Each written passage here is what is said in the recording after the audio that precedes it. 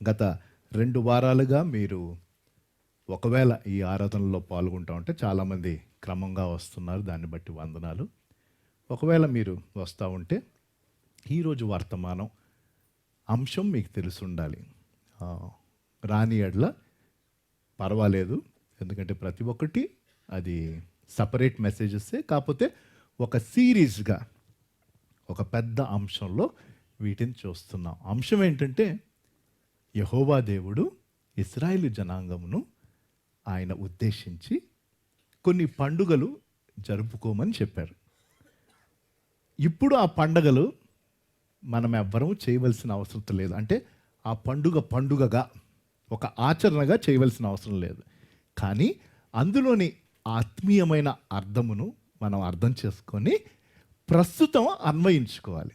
అది ఒక పండుగ కావచ్చు, మరొకటి ఏదైనా కావచ్చు. This Bible is given for us so that we apply it to our daily life.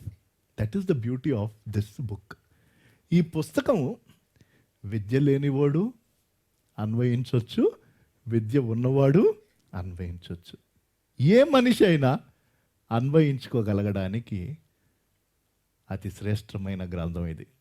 అందుకనే ఈ భూప్రపంచంలో ఉన్న పుస్తకాలన్నీ ఒకవైపు అంట, ఈ పుస్తకం ఒకవైపు. ఎందుకంటే మిగతావన్నీ ఇన్ఫర్మేషన్ ఇస్తే ఇదొక్కటే ట్రాన్స్ఫర్మేషన్ని తెస్తుంది అని గ్రంథకర్తలు చెప్పారు. Bible can only transform lifes, others can give you a lot of information. బైబిల్కి సంబంధించిన ఏ పుస్తకాలైనా ఇన్ఫర్మేషనే. ట్రాన్స్ఫర్మేషన్ దేవుని వాక్యము పరివర్తన తీసుకొని వస్తుంది, మనలో పని చేస్తుంది. కాబట్టే ఇది ప్రత్యేకం. This is unique. ఏ ప్రాబ్లంకైనా సొల్యూషన్ ఇందులో ఉంది, ఏ ప్రశ్నకైనా జవాబు ఇందులో ఉంది. కాబట్టి గత 2 వారాలు 2 పండుగలను ధ్యానం చేశాం. వాటిని నేను వివరించను, కానీ గుర్తు చేస్తాను. కొత్త వారు ఎవరన్నా ఉన్నా, లేకపోతే వస్తున్న వారు మర్చిపోతున్నా, ఎందుకంటే మతిపరుపు మనుషులకి సహజం. రైట్, ఎన్నని గుర్తుపెట్టుకుంటామండి, ఆ కెపాసిటీ మనకి లేదు. అయితే ఈ పండుగలన్నీ అంటే వివిధ చోట్ల వీటిని మళ్ళీ మళ్ళీ వర్ణించారు. కానీ ఒక్క స్నాప్షాట్లో, అంటే ఒకటేసారి పండుగలన్నీ నేను చదివేసుకోవడానికి ఎక్కడుంది అంటే లేవికాండం 23 అని చెప్పాను. దాన్ని నేను హోంవర్క్గా ఇచ్చాను. హోంవర్క్ ఎంతమంది చేశారో పోయిన వారం అడిగాను. దాని రెస్పాన్స్ చూసిన తర్వాత మళ్ళీ అడగాలని నేను ఇష్టపడలేదు. కానీ మీ యథార్థతను చూసి నేను ఎంతో సంతోషించాను. మీ యథార్థతను బట్టి దేవుడు మిమ్మల్ని దీవించును గాక. అంటే చదివిన వాళ్ళు ఎత్తారు కాబట్టి సంతోషం. I'm so happy that we are all honest and we should be honest, at least where in the presence of God కదా.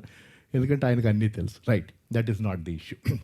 అయితే మొదటి పండుగ దేవుడు ఎప్పుడు చేయమన్నాడు అంటే బానిసత్వం నుంచి బయటికి తీసుకొని వస్తున్నప్పుడు. ఇంకా మీరు ఈ 400 సంవత్సరాల బానిసత్వంలో ఉండటం నాకు ఇష్టం లేదు. దేవుని హృదయం కదిలిపోయింది, ఆయన కన్నీరు పెట్టాడు. ఇజ్రాయేల్ జనాంగపు మనవి ఆయన సన్నిధికి చేరింది. Then he decided the great plan of redemption. అది ఒక beautiful way of showing what Jesus will actually do. యేసుప్రభు వారు అంటే దేవుని యొక్క ప్రణాళికలో ఎలాగైతే ఆ దేవుని గొర్రెపిల్లగా ఈ లోకానికి వచ్చి దేవుడు ఏర్పాటు చేసిన సమయంలో వచ్చి మానవాళికి ఉన్న ఈ గొప్ప విడుదల, మానవాళికి కావాల్సిన అతి గొప్ప విడుదల, పాపము అన్న వ్యాధి నుంచి విడుదల, సంపూర్ణమైన విడుదల, ఆ ప్రణాళిక నెరవేరుస్తుంది అని చెప్పడానికి ఇది ఒక ఎగ్జాంపుల్గా పాత నిబంధనలో ఆయన పెట్టాడు మోషే నాయకత్వంలో. రైట్, సమయం అయిపోతుంది. మొదటి పండుగ పస్కా పండుగ. పస్కా అనగానే ఒకటే సెంట్రల్ థీమ్ అన్నాం. ఏంటది? గొర్రె పిల్ల, నథింగ్ ఎల్స్. గొర్రె పిల్ల, ఏ దోషము లేని గొర్రె పిల్ల. ఆ గొర్రె పిల్లను వధించమన్నాడు. ఆ ద్వారబంధం చుట్టూ ఆ రక్తం పెట్టమన్నాడు. ఏ ద్వారబంధం బయట అయితే ఆ గొర్రె పిల్ల రక్తం ఉందో మరణదూత దాటి వెళ్ళిపోయాడు. అది మన రక్షణను సూచిస్తుంది అన్న. ఎంతమంది హృదయాల్లోకైతే యేసుప్రభు వారు వచ్చారు, ఆయన చేసిన సిలువ కార్యమును నేను నమ్మి, not in my head but in my heart. You might be knowing here, నీ నీ మైండ్కి తెలుసు, అరే పుట్టుకతో క్రైస్తవ కుటుంబాల్లో ఉంటే యేసుప్రభు రక్షకుడు అని తెలియనోడు ఉంటాడండి. గుడికి వచ్చినా రాకపోయినా కనీసం ఎప్పుడో ఒకప్పుడు విని ఉంటారు. ఆ జ్ఞానం ఉంది, కానీ అది ఇక్కడికి రావడానికి టైం పడుతుంది. ఎప్పుడైతే ఇక్కడికి వచ్చి మన హృదయం కన్విక్ట్ అయిందో, కన్విక్ట్ అంటే ఒప్పింపు, yes Lord I am a sinner, నేను చేసిన పనులు బట్టి కాదు కానీ నేను పుట్టుకతోనే పాపిని కాబట్టి, పాపపు నైజంతో వచ్చాను కాబట్టి పాడు పనులు చేశాను, పాడు మాటలు మాట్లాడాను అని ఒప్పుకున్నాము. పశ్చాత్తాపపడి ఆ రక్తములో విశ్వసించాము. పస్కా వండర్ఫుల్. ఆ పండుగ జరుపుకుంటున్నప్పుడు యేసుప్రభు వారు శిలువ మీద మరణించారు. Beautiful connection. దాని తర్వాత రెండో పండుగ వచ్చింది. మరుసటి రోజు అన్నాడు ఆయన, 14వ రోజు ఇచ్చేయమన్నాడు. 15వ రోజు ఆయన పులియని రొట్టెల పండుగ, ద ఫెస్టివల్ ఆఫ్ అన్లీవెన్ బ్రెడ్. పులిస్తే పాడైపోయింది అని అంటాం, కానీ పులిసిన పిండితో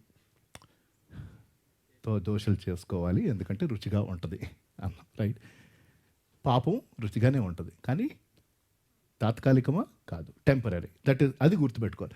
ఆ పండుగను ఎలా ఆచరించమన్నాడంటే పులిసిందంతా తీసి పడేయమన్నాడు. కానీ వాళ్ళు ఒక గేమ్ ఆడేవాళ్ళు, ఒక రిచువల్గా. ఆ గేమ్లో ఎవరిని బకరా చేశారు? ఇంటి యజమాని. మేమే దొరికామండి కనీసం. ఇంటి యజమాని 10 చోట్ల 10 ముద్దలు పెట్టి వెతికి బయటపడేసి తగలబెట్టమన్నారు, రైట్? అవి దొరికితే సంతోషం, దొరకకపోతే ఎన్ని దొరికితే అన్ని పెట్టేసి ఆ ఇంటి యజమాని ప్రార్థన చేస్తాడు. ఏంటది? ఇంకా కొంత పులిసిన పిండి మా ఇంట్లో ఉంది సార్ అని అంటూ దేవుడు, వాటిని కూడా నువ్వు పూర్తిగా తగలబెట్టేసావు అని మేము నమ్మి ప్రార్థన చేస్తున్నాం. అది ఒక ఆచరణ, రిచువల్. మరి మనం ఏంటి? పులిసిన పిండి, పులి అని పిండి. మన జీవితంలో పులిసిపోయింది ఏదైనా ఉంటే, ఆ పాపం ఉంటే దాన్ని తీసి పడేయాలి. అది మొదటిది రక్షణ అయితే, రెండవది మనం అన్నాం శాంక్టిఫికేషన్, శుద్ధి చేయటం సూచిస్తుంది, బయటపడేయటం, క్లీనప్. రక్షింపబడిన తర్వాత యేసుప్రభు లోపలికి వచ్చాక అతిపెద్ద క్లీనింగ్ ప్రోగ్రామ్ తీసుకున్నాడు ఆయన. అవునండి, ఇది జీవితకాలం కొనసాగే క్లీనప్. ఎందుకంటే ఎక్కడెక్కడో పెరిగిపోయింది, ఎన్నో సంవత్సరాలుగా మనపు పాపము నైజంతో జీవిస్తూ కొన్ని అలవాట్లు అయిపోయినాయి, right? There are some habits. రిపిటేటివ్గా ఒక పాపం చేస్తే ఏమవుతుందండి? అదొక హ్యాబిట్ అయిపోద్ది కదా. హ్యాబిట్స్ని మానుకోవటం సులువా? ఎంతోమంది అంటారు. అమ్మా, ప్లస్ దానికి ఇంకొక వర్డ్ యాడ్ చేస్తాం, బ్యాడ్ హ్యాబిట్, రైట్? అలవాట్లు, మరి ముఖ్యంగా చెడు అలవాట్లు. ఏ అలవాటైనా మానటం కష్టం. కాబట్టి దేవుడు దాన్ని క్లీన్ చేయడానికి మనం హెల్ప్ చేయాలి. మొదటిది విమోచన అయితే, రెండవది మన నీతి. రక్షింపబడిన తర్వాత దేవుడు మనకు ఒక టైటిల్ ఇచ్చాడు. ఏమన్నాడు? మీరు, థ్యాంక్ యూ సార్, వండర్ఫుల్, మీరు నీతిమంతులుగా తీర్చిదిద్దేశాడు. ఆయన జడ్జిమెంట్ ఇచ్చేశాడు. ఎందుకు? మన పాపపు పెనాల్టీ వాళ్ళ కుమారుడు పే చేశాడు కాబట్టి, పాపం యొక్క జీతం మరణం నా కొడుకు చెల్లించేశాడు, వీళ్ళు నమ్మారు కాబట్టి వీరు ఇక నుంచి నీతిమంతులు. The second festival is about righteousness. Wow! రక్షింపబడక మునుపు మారల్గా, నైతికంగా ఎంత నీతితో కూడిన జీవితం జీవించినా దేవుడు చూసేమంటాడు, నీ నీతి ఏదో గుడ్డలు అన్నాడు ఆయన. సర్ఫ్తో వాష్ చేసిన ఏరియల్గా మురికి గుడ్డలతో సమానం. That's what God's word says. కానీ దేవుడు తన నీతిని మనకి ఇచ్చాడు. God give us his righteousness. కొంతమంది ఇంకా సెల్ఫ్ రైచియస్ పీపుల్ ఉన్నారు క్రైస్తవేతరులో, చాలామంది, క్రైస్తవుల్లో కూడా కొంతమంది. మేము ఎప్పుడు అబద్ధాలు చెప్పలేదండి, మేము ఎప్పుడు. There is nothing like self righteousness. దేవుడు అంటున్నాడు సేవియర్ రైచియస్నెస్ కావాలి, ఆయన నీతి, రైట్? అది పులియని రొట్టె పండుగ, అది రెండవది. మూడవది నెక్స్ట్ లింక్, శిలువ మీద మరణించాడు, భూస్థాపన చేయబడ్డాడు. అదే కదా రెండో పండుగ గురించి మాట్లాడింది మనం. ఆయనను బరీ చేశారు. ఆయన శరీరము ఏదో అయిపోలేదంట, కుళ్ళిపోలేదు. ప్రవచన మాటలు, అది పులియని రొట్టె యొక్క స్పిరిచువల్ ఎగ్జాంపుల్. కుళ్ళిపోలేదు. నీ నీతిమంతుని శరీరము కుళ్ళు బట్ట నివ్వవు. నెరవేరింది ప్రభు అయిన యేసుక్రీస్తు వారి జీవితంలో. అది రెండవది. దాని తర్వాత మూడోది ఏం జరిగిందండి? అయ్యో తెలీదా? అంతే. Christian life the most important, the death and the resurrection. యేసుప్రభు సమాధిలో వచ్చి రాకపోతే ఇంకెందుకండి? ది ఎండ్ కదా. పునరుద్ధానం మూడవ పండగ ఇప్పుడు మనం ధ్యానం చేసేది పునరుద్ధానమును సూచించేది. ఈ పండుగ ఫస్ట్ ఫ్రూట్, ప్రథమ ఫలము పండుగ, లేకపోతే మొదటి పంట పండుగ.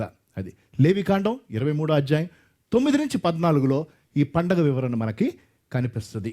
ఆ వివరణ కొంత చదువుకొని అప్పుడు వాళ్ళు ఏం చేశారు, ఎలాగైతే మనం ఇప్పటివరకు చూసాం ఇంతకుముందు 2 పండుగలు, కానీ ఇప్పుడు ఆ పండుగను నేను ఈరోజు ధ్యానం చేస్తూ what is this first fruits feast telling me today as a believer of Lord Jesus Christ. లేవికాండం 23వ అధ్యాయం 9వ వచనం నుంచి. మరియు యెహోవా మోషేకు ఈలాగు సెలవిచ్చెను, నీవు ఇశ్రాయేలుతో ఇట్లనుము, నేను మీకిచ్చుచున్న దేశమునకు మీరు వచ్చి దాని పంటను కోయినప్పుడు మీ మొదటి పంటలో ఒక పనను యాజకుని యొద్దకు తేవలెను. యెహోవా మిమ్మును అంగీకరించినట్లు అతడు యెహోవా సన్నిధిని ఆ పనను అల్లాడింపవలెను. చాలండి, తర్వాత మీరు మళ్ళీ మిగతా చూద్దాం, లేకపోతే మీరు ఇంటికి వెళ్ళి చదవచ్చు. Just listen to God's word. చాలా ప్రాముఖ్యమైన మాటలు చెప్పబడినాయి, అన్ని మాటలు ప్రాముఖ్యమే. ఏంటంటే ఈ పండుగ ఎప్పుడు చేయమన్నాడు దేవుడు అంటున్నాడు, నేను ఇచ్చిన జస్ట్ ఫస్ట్ 9 and 10 చదవండి బ్రదర్. మరియు యెహోవా మోషేకి ఇలాగు సెలవిచ్చెను, నీవు ఇశ్రాయేలుతో ఇట్లనుము, నేను మీకు ఇచ్చుచున్న దేశమునకు, ప్లీజ్ రిమెంబర్, నేను మీకు ఇచ్చుచున్న దేశమునకు మీరు వచ్చి దాని పంటను కోయునప్పుడు మీ మొదటి పంటలో మీకు అర్థమైందా? ఇశ్రాయేల్ ఐగుప్తు బానిసత్వం నుంచి ఎందుకు దేవుడు బయటికి తీసుకొచ్చాడు? కానాన్లోకి వెళ్ళాలి, కానీ ఎవరు వెళ్ళారు? ఉట్టిద్దరే. యాక్చువల్ ఒరిజినల్ బ్యాచ్లో నుంచి ఇద్దరే వెళ్ళారు. ఎంత ట్రాజడీయో చూడండి. 20 లక్షల మంది బయటకు వచ్చారంట, అందులో ఇద్దరు వెళ్ళారంటే పర్సంటేజ్ క్యాలిక్యులేట్ చేయొచ్చండి. It is not worth calculating. 20 lakhsలో 2 ఏంటండి? మరి అలాగే ఇప్పుడున్నామా అన్నది ప్రశ్నించుకోవాలి మనం ముందుకెళ్ళక మునుపు. రక్షింపబడ్డాం, బాగానే ఉంది, పరలోకానికి టికెట్ వచ్చేసింది, బాగానే ఉంది. అంటే యథార్థంగా నువ్వు పశ్చాత్తాపడి నీ బ్రతుకుని ఆయనకి ఇస్తే నువ్వు రక్షింపబడ్డావు, దెర్ ఇస్ నో డౌట్. ఐగుప్తు నుంచి బయటకు వచ్చావు ఇజ్రాయెల్ జనాంగం లాగా, కానీ కానాన్లోకి అడుగు పెట్టావా? అది ఈరోజు ప్లాన్. నువ్వు ఒక్కసారి పరిశీలించుకోవాలి. I'm sure lot of people have stepped in to Canaan as well, కానీ అక్కడ కూడా పోరాటాలు ఉన్నాయి, లేవా? పోరాటాలు ఉన్నాయి, ఎరుకో గోడలు ఉన్నాయి, అవన్నీ. కానీ ప్రశ్న ఏంటంటే దేవుడు ఏమంటున్నాడంటే థర్డ్ ఫెస్టివల్, బ్యూటిఫుల్ లింక్ అండి. థర్డ్ ఫెస్టివల్, మూడవ పండుగ మీరు ఎప్పుడు చేస్తున్నారు? నేనిచ్చు దేశంలోకి మీరు వెళ్ళాక అక్కడ మీరు పంట కోయాలంటే కొంచెం కష్టపడాలా? ఎలాగానే కోయటం ప్రారంభించారా? అమ్మో, yes, they had to first enter, then settle, and then వాళ్ళు 1 నెల అయ్యిందో 2 నెలలు అయినో ఎంతో వాళ్ళు అక్కడ తవ్వి ఆ దేశమును ముందు స్వాధీనం చేసుకున్నారు. See, there is a difference between promise and then possessing. దేవుని వాగ్దానం ఇప్పుడు కాదండి, అబ్రహామునకు ఇచ్చాడు. మర్చిపోవద్దు, అబ్రహామునకు చెప్పాడు, ఏమన్నాడు? నేను నీ జనమును గొప్ప జనంగా చేస్తాను, అడుగుపెట్టు ప్రతి స్థలాన్ని నేను మీకు ఇస్తాను. మోషేకి ఇచ్చాడు వాగ్దానం, మోషే నాయకత్వంలో ఇశ్రాయేల్ జనాంగానికి ఇచ్చాడు. కానీ ఆ వాగ్దానము 40 సంవత్సరాలు అయిన తర్వాత ఇప్పుడు నెరవేరబోతుంది, ఎప్పుడైతే వారు యోర్దాను దాటి వెళ్ళారో. Think about it.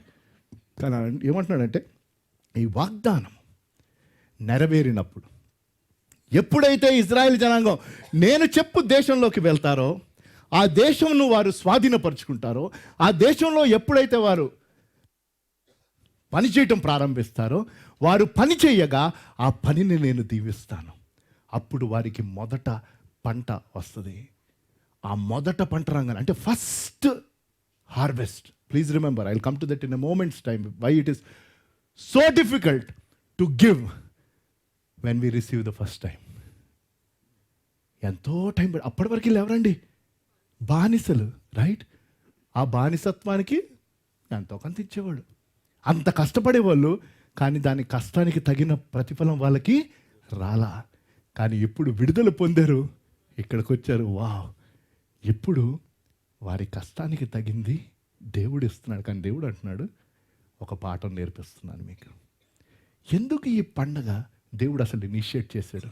ఎందుకు ఈ పండగను దేవుడు ప్రారంభించాడు? ఇప్పుడు ఎందుకు దాని గురించి మనం ధ్యానం చేస్తున్నాం అంటే, ఒక ప్రాముఖ్యమైన విషయం. అదేంటంటే మానవ నైజం. జాగ్రత్తగా వినండి. మానవ నైజం ఏంటో తెలుసా? సహజంగా ఇవ్వని నైజం, ఇచ్చే నైజం కాదు.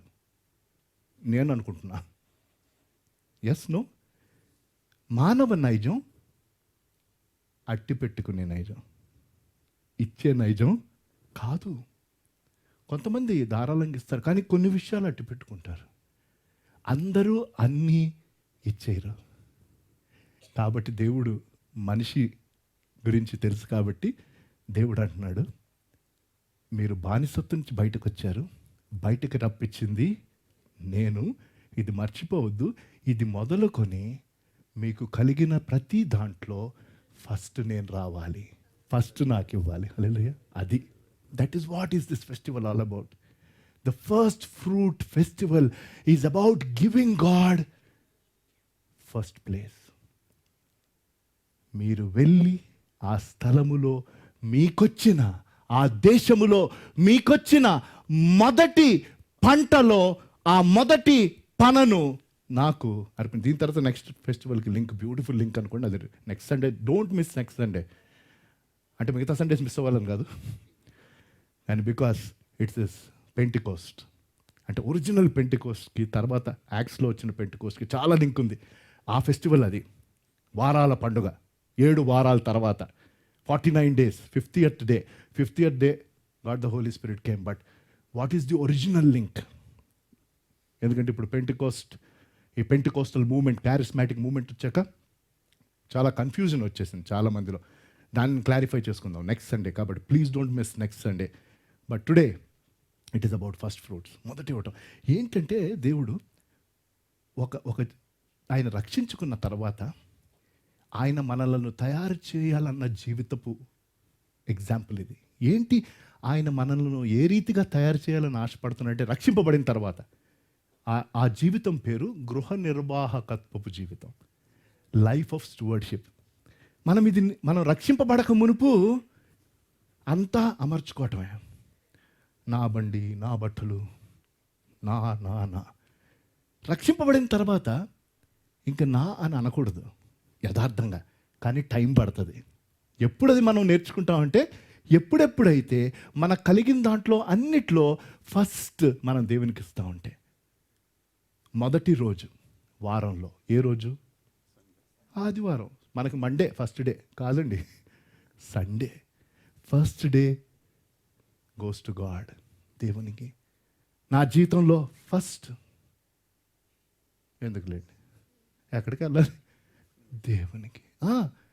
నేను ఉదయం లెగిశాక, ఆ ఉదయం ఏదైనా సరే మొదటి గడియలు ఎవరికి వెళ్ళాలి? దేవునికి.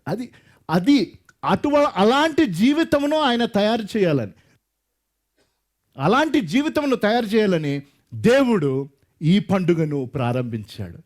ఇజ్రాయేల్ జనాంగము, మీకు కలిగిన ప్రతి దాంట్లో ఇది మొదలుకొని మొదట నాకు ఇవ్వటం నేర్చుకోండి, ఇది చెయ్యాలి అని ఆయన ఆజ్ఞాపించాడు. ఈ తరపు విశ్వాసులకు ఆయన అదే చెప్తున్నాడు, నా రాజ్యమును నీతిని మొదట వెదకండి, అప్పుడు ఇవన్నీ మీకు అనుగ్రహింపబడను. First giving him first. ఒక యవనస్తుడికి చాలా కాలం తర్వాత ఉద్యోగం వచ్చింది. చాలా ఇబ్బందులు పడ్డారు వాళ్ళు. ఫైనల్గా జాబ్ వచ్చింది. జాబ్ వచ్చాక 4 రోజులు పనిచేసాక ఏం వచ్చి ఉంటుంది? రాదండి, జీతం వచ్చింది. జీతం పట్టుకొని అలా తల్లి దగ్గరికి వచ్చాడు. తల్లి దగ్గరికి వచ్చి, మమ్మీ 10% ఇవ్వాలంటావా? కష్టమే అన్నాడు. ఏమన్నాడు? 10% ఇవ్వాలా? కష్టమే. తల్లి అంది, నాన్న ఫస్ట్ దేశం 10% కాదు, మొత్తం ఇచ్చేయాలంది. మొత్తమా? నేను 10% ఫస్ట్ దాంట్లో ఇవ్వడానికి ఇప్పటికే ఎన్నో అవసరతలు నాకున్నాయి, ఎన్నో ఖర్చులు ఉన్నాయి. నేను స్ట్రగుల్ అవుతున్న క్వశ్చన్ ఏంటంటే, దేవుడిని ఎక్కడ పెట్టాలి నాకున్న వాటిల్లో? ఫస్ట్, సెకండ్, థర్డ్, ఫోర్త్ అనుకుంటా ఉన్నాను. Where should I place God? And his mother said, my son, you have to place him first. And the first salary give everything to him, because every month he will keep giving you. Hallelujah. దాని తర్వాత 10%. మనం సంవత్సరంకి ఒకసారి 5% ఏమో నాకు తెలియదు. And I'm telling you to give him first. ఏంటిది? ఇది ఏంటి మనకు నేర్పిస్తుంది? 3 విషయాలు 3 పాఠాలు.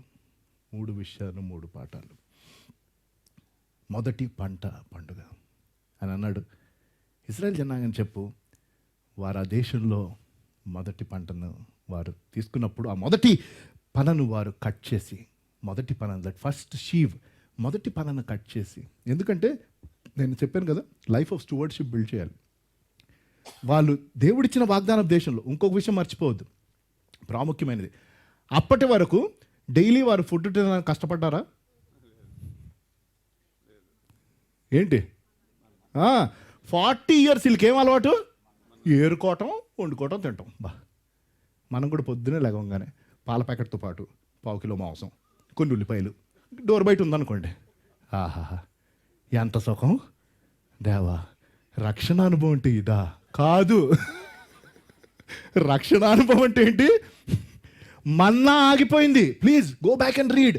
వాళ్ళు యోర్దాను దాటి, బైబిల్లో ఉంది, యోర్దాను దాటి కానానులో అడుగుపెట్టగా మన్నా ఆగిపోయింది. కాబట్టి ఇప్పుడు నెక్స్ట్, అప్పటి వరకు డైలీ మన్నాను దాచుకుంటే నెక్స్ట్ డేకి ఏమయ్యేది? ఆ ప్రాబ్లం కూడా. కాబట్టి ఏమీ లేదు వీళ్ళ దగ్గర. Please remember that is important. ఏమీ లేదు వాళ్ళ దగ్గర. ఇప్పుడు అక్కడ ముందు ఎరుకోగోడలు వచ్చినాయి, దేవుడు అద్భుతంగా దాన్ని కూలగొట్టాడు. ఇప్పుడు అక్కడ ఉన్న వాళ్ళతో ఫైట్ చేయాలి. పోరాడి సంపాదిస్తున్నారు. దేవుడు వారికి వాగ్దానం చేశాడు, కానీ పోరాడి సంపాదించుకుంటున్నారు. సంపాదించుకున్న తర్వాత అక్కడ పని చేశారు. మొదటి పంట వస్తే ఎవడన్నా ఇస్తాడా? ఇవ్వరండి. ఇవ్వటం సులువు కాదు. Please I'm talking very practically. ఆ పరిస్థితుల్లో ఇవ్వటము సులువు కాదు. ఎందుకంటే నెక్స్ట్ మళ్ళీ ఇదేంటి పంట, నెక్స్ట్ మంత్ వస్తుందో లేదో మనకి తెలీదు. అదే మరి ఒక రైతుకున్న విశ్వాసం రైతు కాని వాడికి లేనిది. They depend on God, that God will provide rain. ఆ మొదటి ఫస్ట్ రాగానే ఆ ఫస్ట్ వచ్చిన దాంట్లో మొదటి పనను ఇవ్వటం అన్నది సహజంగా రాదు అని దేవుడు అన్నాడు, యు గివ్. అది విషయం.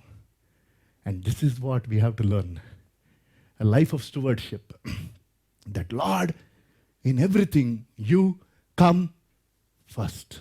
మొదట నువ్వయ్యా, నాకు మొదట నువ్వు. ఆయన చెప్పింది,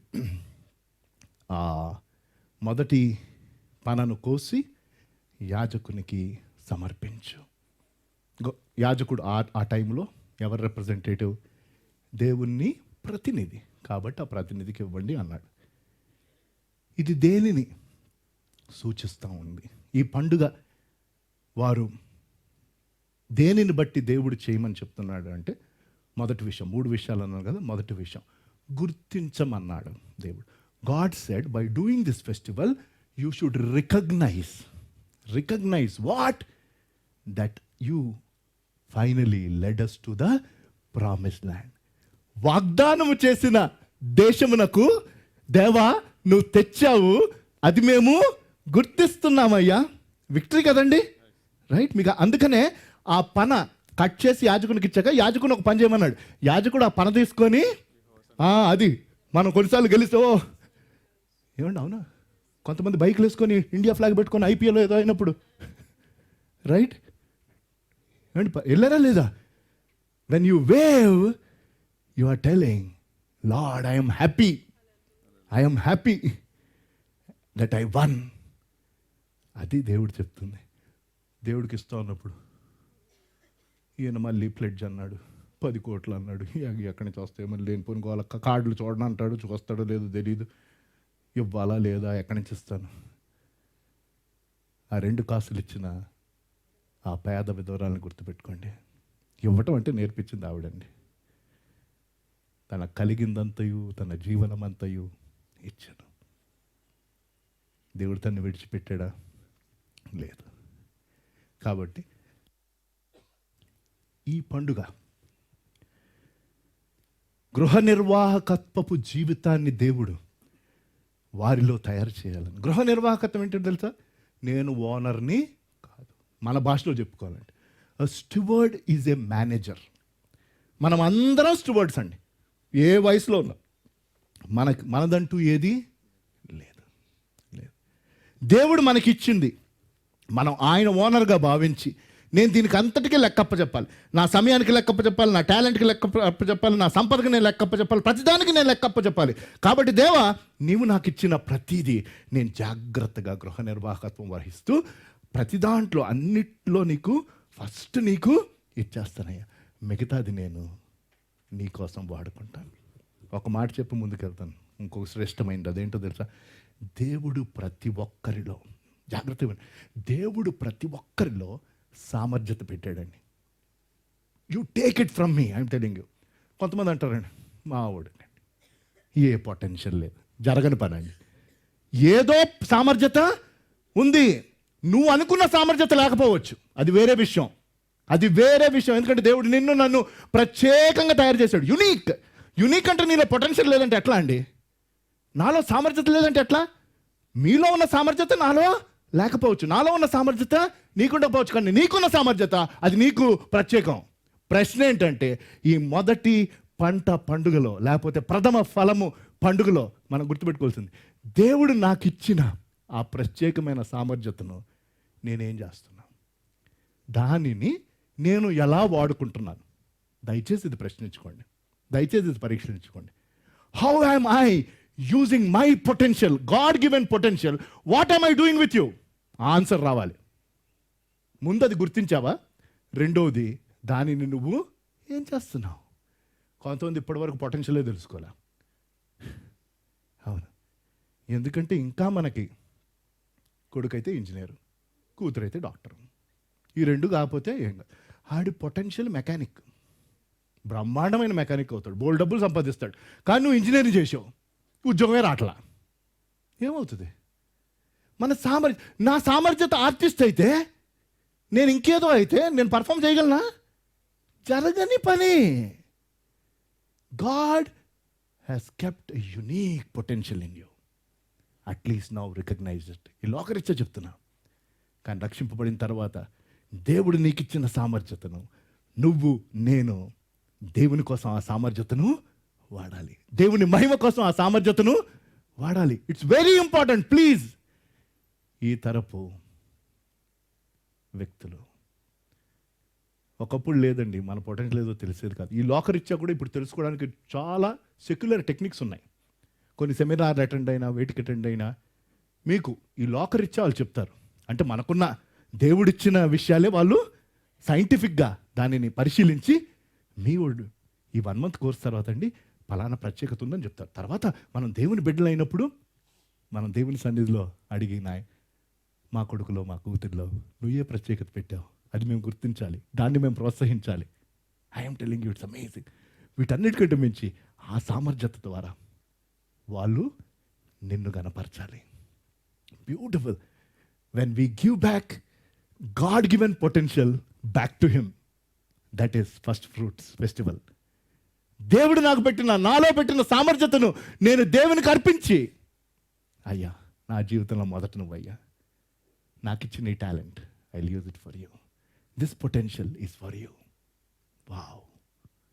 కాబట్టి ఈ పండుగ గుర్తించమన్నాడు దేవుడు. ఏంటి గుర్తించటం? ఐగుప్తి బానిసత్వం నుంచి బయటకు తెచ్చావయ్యా, నువ్వు ఏ వాగ్దాన దేశంలోకి అయితే తెస్తానన్నావో ఆ వాగ్దాన దేశంలోకి తెచ్చావు. పాఠం విడుదల గురించి. The lesson is about deliverance. They recognised the deliverance God gave.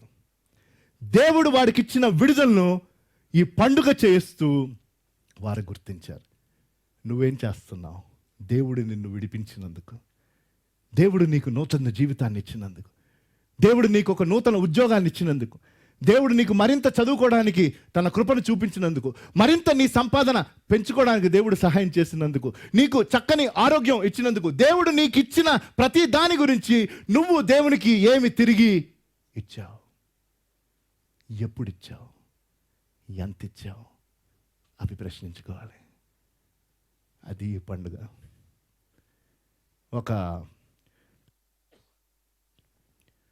ఒక సంఘంలో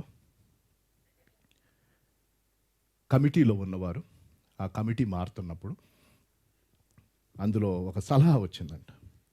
ఒక ఆయన మంచి వ్యాపారస్తుడు, ఆయన చాలా లాభాలు, మంచి విశ్వాసి, సంఘ సభ్యుడు, బాగా లాభాలు తన వ్యాపారంలో కూడా ఉన్నాయి.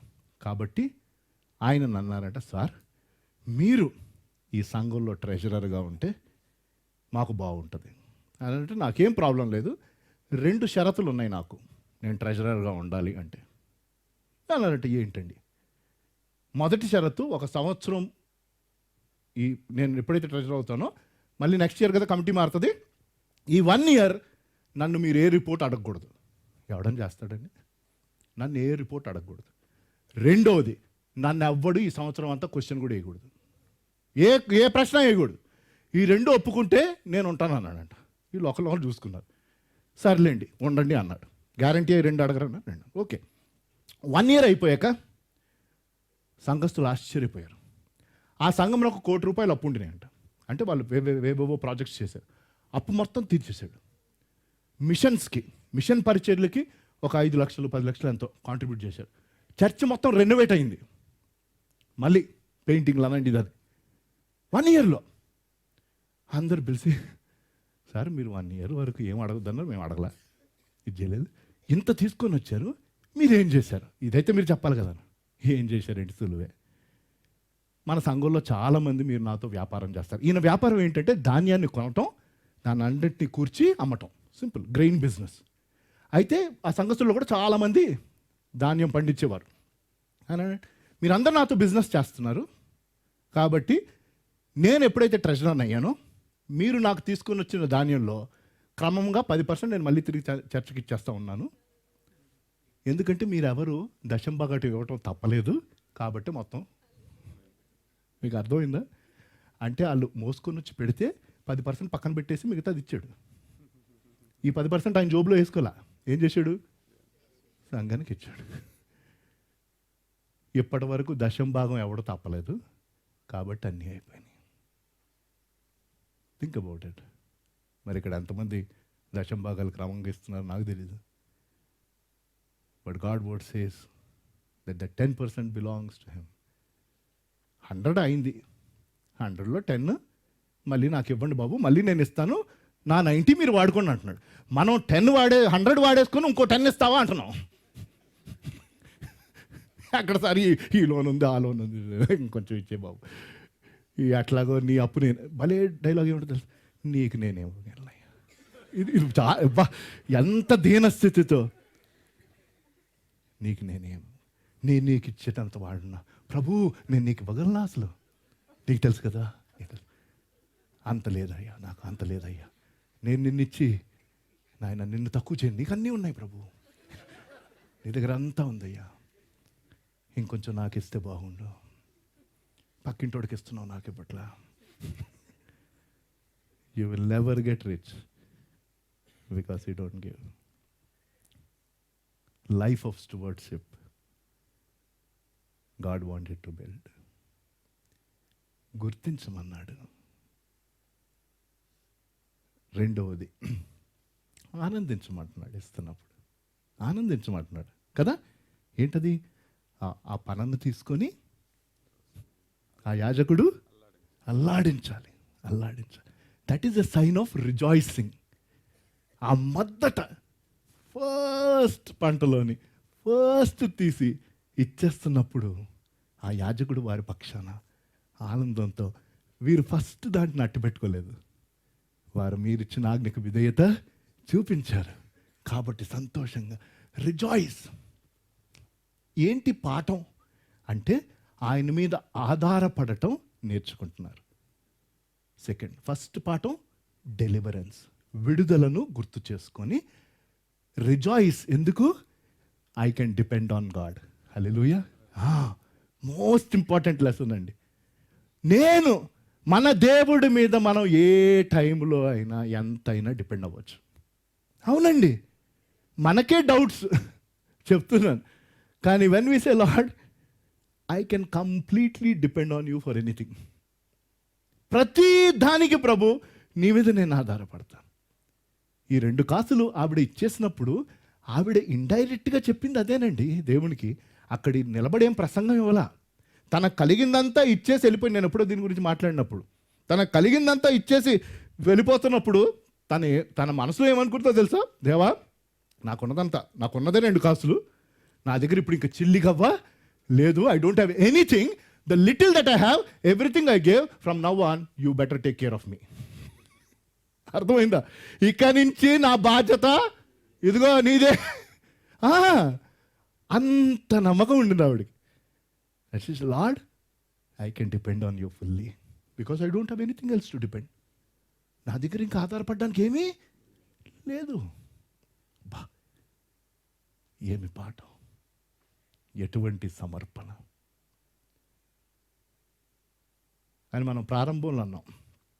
మొదటి పండగ విమోచనను సూచిస్తే, 2వ పండగ నీతిని సూచిస్తే, 3వ పండగ పునరుద్ధానం అన్నాం. కొరింథీయులకు రాసిన మొదటి పత్రిక 15వ అధ్యాయం 20వ వచనం. 1 Corinthians 15th chapter 20th verse and we will read 23rd also. కొరింథీయులకు రాసిన మొదటి పత్రిక 15వ అధ్యాయం 20వ వచనం. ఇప్పుడైతే నిద్రించిన వారిలో ప్రథమ ఫలముగా క్రీస్తు మృతుల్లో నుండి లేపబడి ఉన్నాడు. రైట్ అండి. 23. ప్రతివాడును తన వరుసలోనే బ్రతికింపబడును. ప్రథమ ఫలము క్రీస్తు, తరువాత క్రీస్తు వచ్చినప్పుడు ఆయన వారు బ్రతికింపబడుదురు. హల్లెలూయా. ఇది చాలా కీలకమైన వచనం. మృతులలో నుంచి లేపబడిన ప్రథమ ఫలం ఎవరు? క్రీస్తు. దాని తర్వాత ప్రతి ఒక్కరూ క్రమములో లేపబడతారంట. అది క్రైస్తవ నిరీక్షణ. యేసుప్రభు వారు చనిపోయిన వారిని బతికించాడు. ఎవరిని? ఒక విధవరాలు, ఒకే ఒక కుమారుడు నాయీను అన్న గ్రామం నుంచి మోసుకొని వస్తుంటే యేసుప్రభు వారు చూసి చాలా బాధపడ్డారు. అరే, విధవరాలు, ఒకే కుమారుడు చనిపోయాడు, ఆ పాడిని ముట్టాడు, ఆ కొడుకు బ్రతికాడు. కానీ మళ్ళీ ఆ కొడుకు చనిపోయాడు. చనిపోలేదా? చనిపోయాడండి. యేసుప్రభు వారు శిలువ మీద మరణించినప్పుడు ఎన్నో సమాధులు తెరవబడినాయంట. బైబిల్లో ఉంది. అనేక మంది చనిపోయిన వారు లేచి యెరూషలేములోనికి వచ్చారు. కానీ మళ్ళీ తర్వాత కొంతకాలానికి వారు చనిపోయారు. ప్రభువైన యేసుక్రీస్తు వాడు, ఆయన చనిపోయారు, మళ్ళీ తిరిగి లేచారు, నిత్యము జీవిస్తున్నాడు. మనము నిత్యము జీవిస్తాం. Hallelujah. First fruit. He was the first fruit out of death. మరణం నుంచి బ్రతికిన ప్రథమ ఫలము ఎవరు? క్రీస్తు. దాని తర్వాత ఆయన తిరిగి వచ్చినప్పుడు ఆయన నామమందు విశ్వసించిన వారందరూ, చనిపోయిన వారందరూ ఏమవుతారు? బ్రతుకుతూ ఉంటారు. They are the next fruit. Next fruit. గుర్తించారు, ఆనందించారు, తమ బాధ్యతను నెరవేర్చారు. Third one, with that we close. Responsibility. బాధ్యత ఉండింది. దేవుడు ఏమన్నాడు? మోషే, ఈ జనానికి చెప్పు, ఏ రోజైతే వీరు కానాన్లో అడుగు పెడతారో, ఎప్పుడైతే వారికి మొదట పంట వస్తుందో, ఆ పంటలోని మొదటి పన వారు దేవునికి సమర్పించాలి. ఈ 23వ అధ్యాయంలో ఒక్క మాట పదే పదే వచ్చిందని చెప్పాను. ఆ మాట ఏంటో తెలుసా? యెహోవాకు, యెహోవాకు, యెహోవాకు.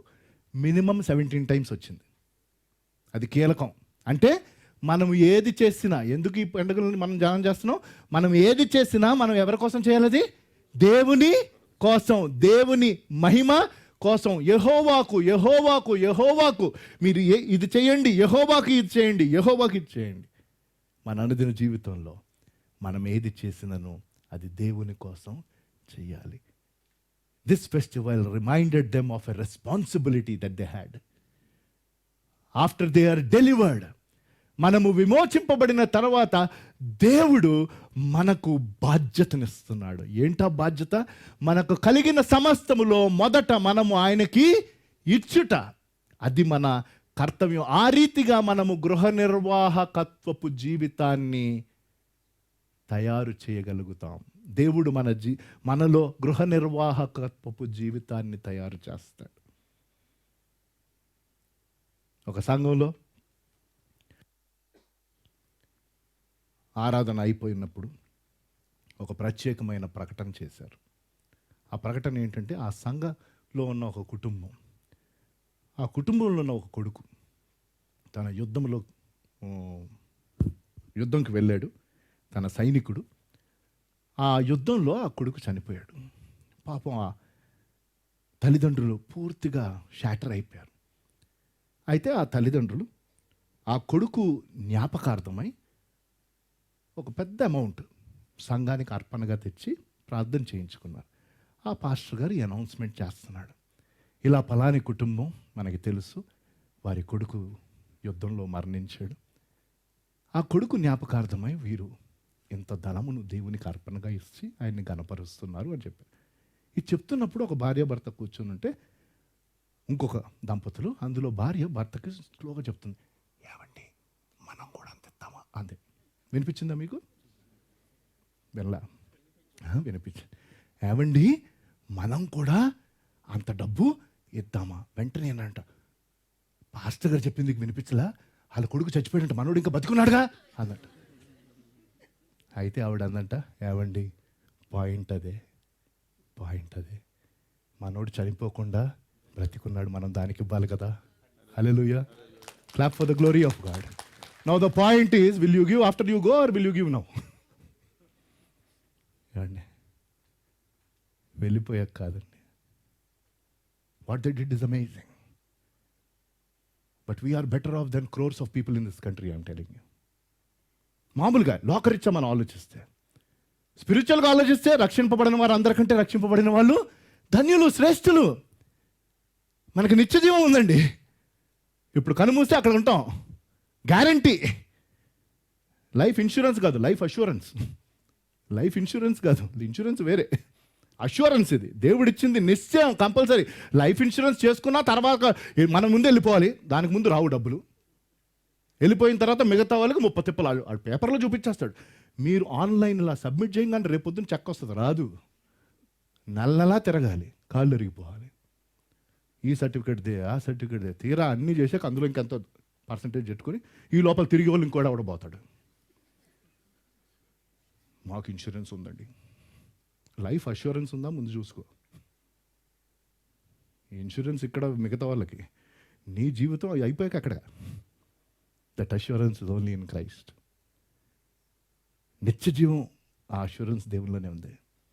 కానీ అష్యూరెన్స్ పొందిన మనం మరి ఈ లోకరీత్యా ఆయన మనకి ఇస్తున్నాడే, ఇస్తా ఉంటే ప్రథమ ఫలము పండగ ఎప్పుడు? ప్రతిరోజు. This festival is every every morning I wake up, when I give my first moments to God, first fruits festival, and so on and so fourth.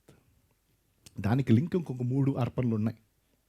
అది నెక్స్ట్ దాంట్లో కూడా రిపీట్ అవుతుంది. ఆ అర్పణలు చూడండి, 3 బ్యూటిఫుల్. అంటే ఇది అదే లెవిటికస్ 23:9-10 చదివారు కదా.